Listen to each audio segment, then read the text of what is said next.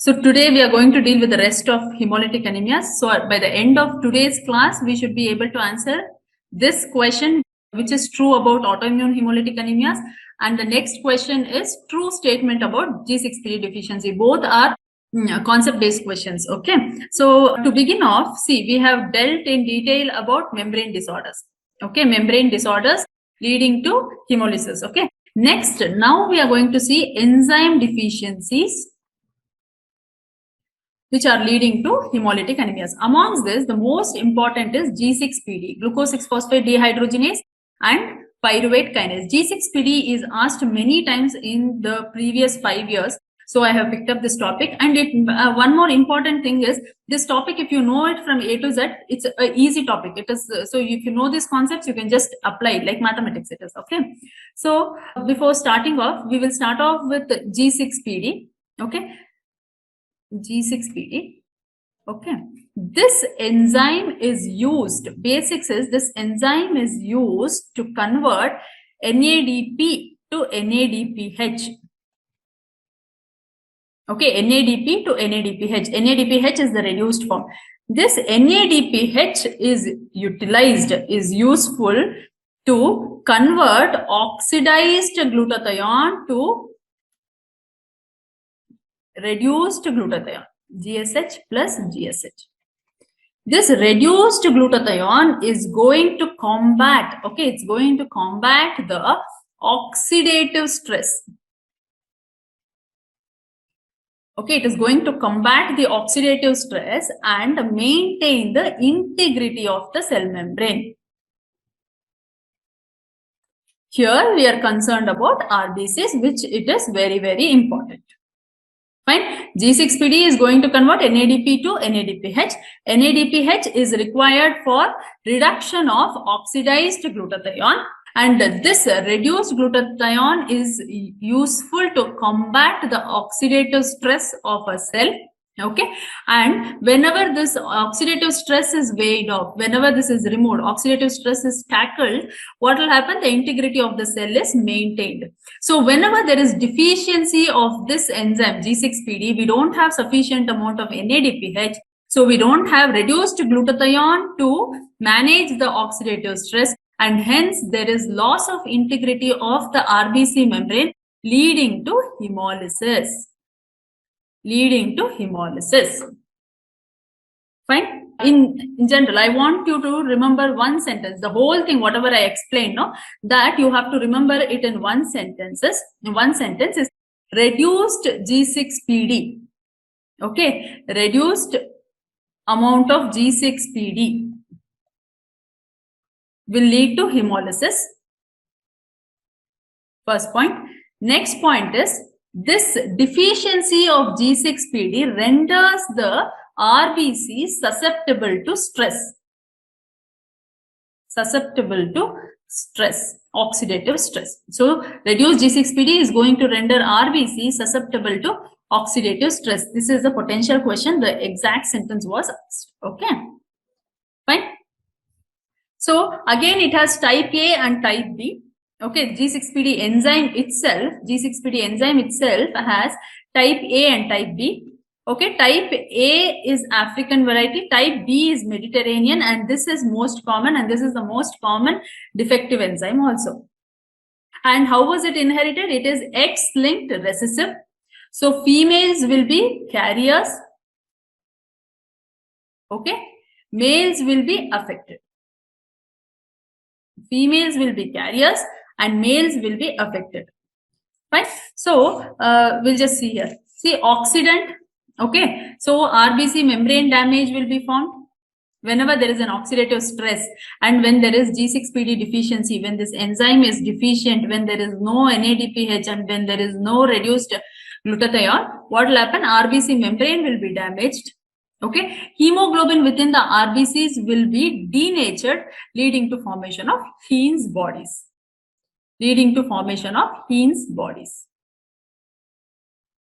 Okay, and one more important point, this is biochemistry question, of course. G6PD is an enzyme in HMP pathway or pentose phosphate pathway. Fine, HMP pathway or pentose phosphate pathway. So what will be the clinical features? See, in between the attacks, see, not all, it usually does not cause, okay, it does not cause chronic anemia. No, chronic anemia, because it is episodic. That sentence is that word is very episodic. So it is episodic. It occurs in episodes, and in between the episodes,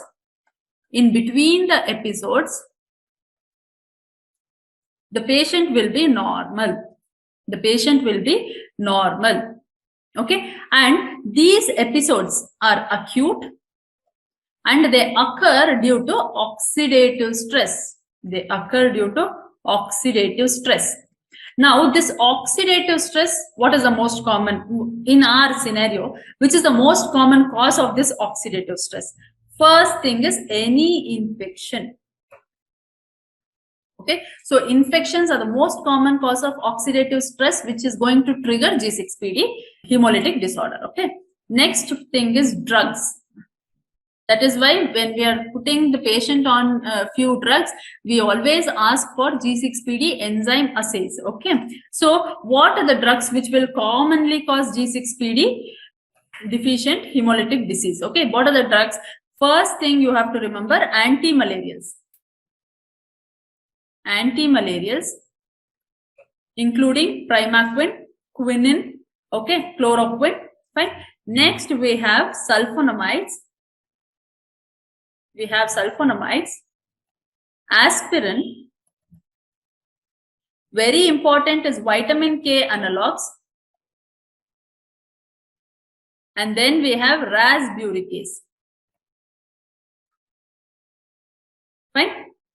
Along with it, one more drug you can remember is probenecid. Fine. Okay.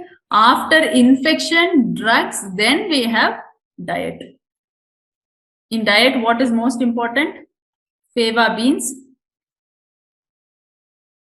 Okay. In diet, what is most important? Fava beans. The content is devicin. The content is devicin. I told you it is episodic, isn't it? This episodic crisis is actually self-limiting. First point. Why it is self-limiting? Because once there is hemolysis, new cells are produced. The new RBCs have sufficient amount of G6PD. Okay, as they age, the percentage of G6PD decreases and the deficient manifestations will start manifesting. So whenever there is hemolysis, new RBCs, that is reticulocytes, are formed, and these reticulocytes have sufficient amount of G6PD enzymes. So it automatically checks, or the amount of hemolysis starts limiting when there is a young population of RBCs. So whenever there is only new RBCs which are present, what happens is only reticulocytes are present. These have good number of G6PD, good amount of G6PD. So hemolysis is limited.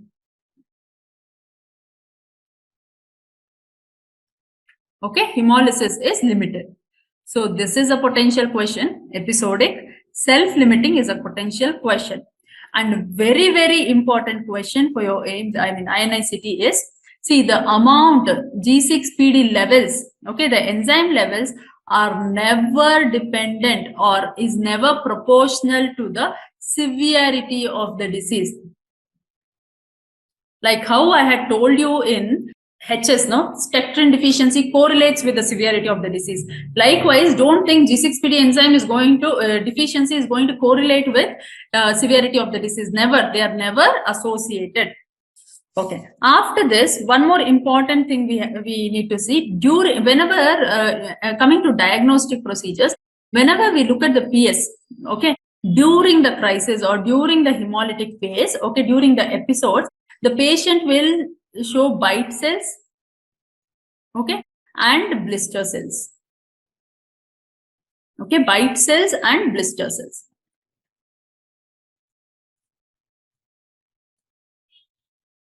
Along with this, there will be reticulocytes which are increased. Response from the marrow. Reticulocytes are increased. Okay, after that, in retic stain, okay, when we do brilliant blue or brilliant crescent blue, stain for retic, okay, supravital stain, we will see denatured hemoglobin Heinz bodies. There are two questions in this sentence which I told. What are Heinz bodies? They are denatured hemoglobin. What is the stain for that? It is supravital stain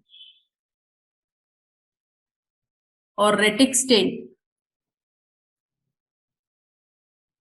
Which is preferred? New methylene blue is the stain.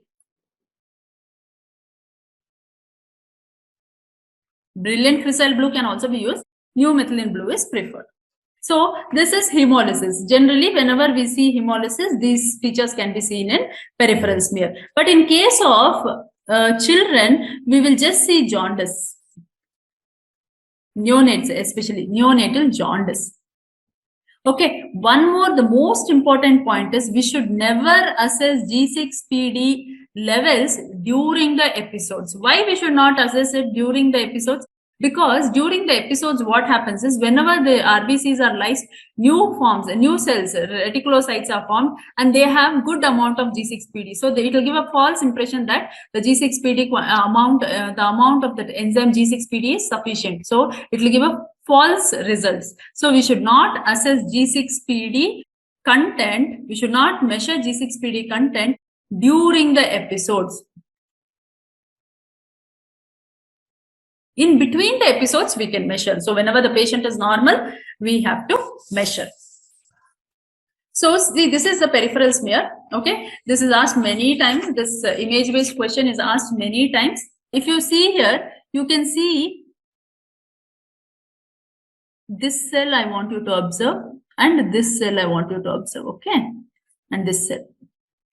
If you see here, there is a gap in the hemoglobin here. In the RBCs, this gap, there is no hemoglobinization. Here, there is no hemoglobin. Here, there is no hemoglobin. It is like a blister. Okay, it is like a blister. That is called blister cell.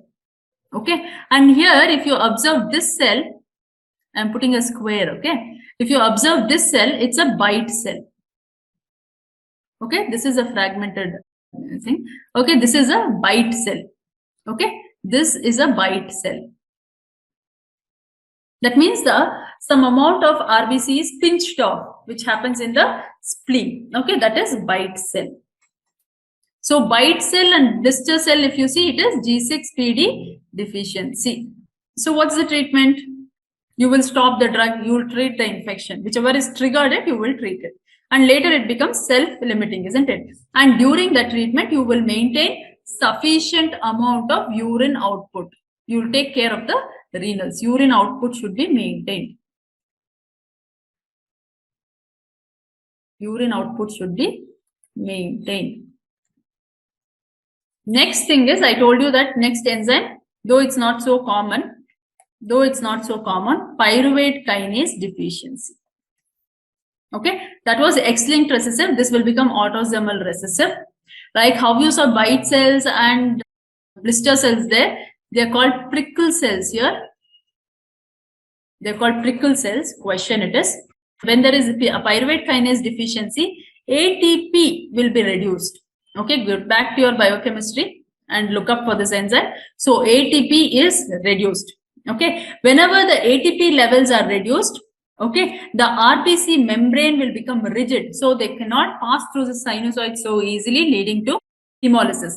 One advantage here is these pyruvate kinase deficient patients, it will be, they don't need a trigger. Okay, they don't need a trigger. But what is the advantage is, like G6PD, they don't need an oxidative stress or trigger. But what advantage is, there is hemolytic anemia, the symptoms will be mild symptoms. Why? Because when there is pyruvate kinase deficiency, 2,3-BPG level, 2,3-BPG or 2,3-DPG levels, okay, 2,3-BPG or 2,3-DPG levels are increased.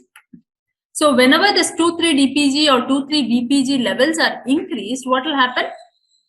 The amount, the oxygen affinity is reduced. So the RBCs will easily give away oxygen. So the symptoms of anemia is not very high. The symptoms of anemia is not very high. Fine. And then next we have cold antibody and warm antibody, isn't it? Okay, just read about it. Not many questions are asked about it, but cold antibody is due to IgM, you have to know, just for the completion sake, and IgG by warm antibody. But cold antibody causes you have to know. Okay, primary is primary cold agglutinin disease. Okay, secondary causes you have to know. Secondary causes in infections, I want you to remember infectious mononucleosis and Mycoplasma pneumoniae. Okay, Mycoplasma pneumoniae. Next, first is infections. Next, we have malignancies. Amongst malignancies, I want you to remember lymphoma, CLL, and other solid organ malignancies. Okay, and the third cause is post-allogenic stem cell transplantation. Okay, post-allogenic stem cell transplantation.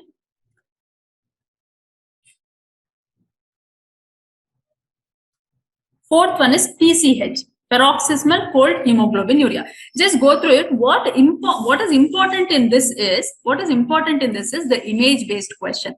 Okay, see in this image, what are you seeing? There are microspherocytes. Okay, there are polychromatophilic cells or reticulocytes. Okay, so with this, you know that there is some hemolysis going on. Okay, there is some hemolysis going on. But what is characteristic is this one. See this? There is abnormal clumping of RBCs. See, abnormal clumping of RBCs is due to cold agglutination. Okay, abnormal clumping of RBCs is due to cold agglutination. Especially, it is aggravated by cold. The patient will have discoloration of the peripheral acral regions. Okay, and this patient will have characteristically increased MCV. The patient will have characteristically increased MCV. What will happen to the MCV? They will be increased. So this is the thing. Now coming to the questions. Which one of the following statements is true about autoimmune hemolytic anemias? Okay. We are speaking about autoimmune hemolytic anemias. It may be due to a beta blocker drug. See, beta blocker drugs are very nice drugs. They don't trigger any autoimmune disorders. Okay. So this option is wrong. Next, it is associated with pernicious anemia. See, pernicious anemia is an autoimmune disorder. You'll know it will usually trigger antithyroid antibodies.